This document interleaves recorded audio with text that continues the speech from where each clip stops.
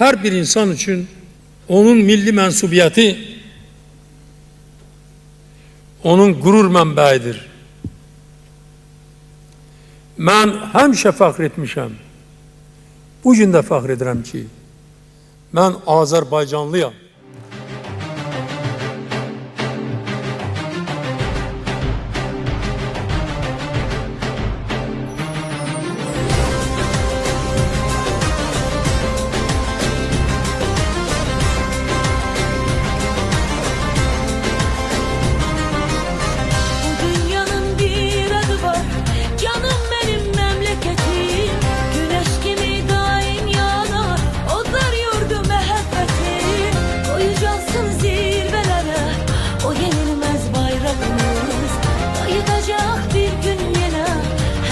Karış torpağımız.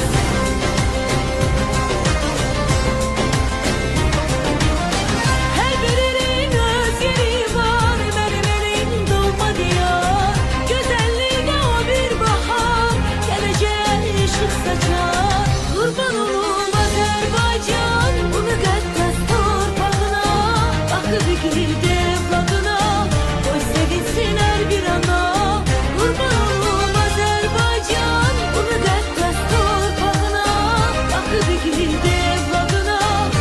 sevinsin her bir ana.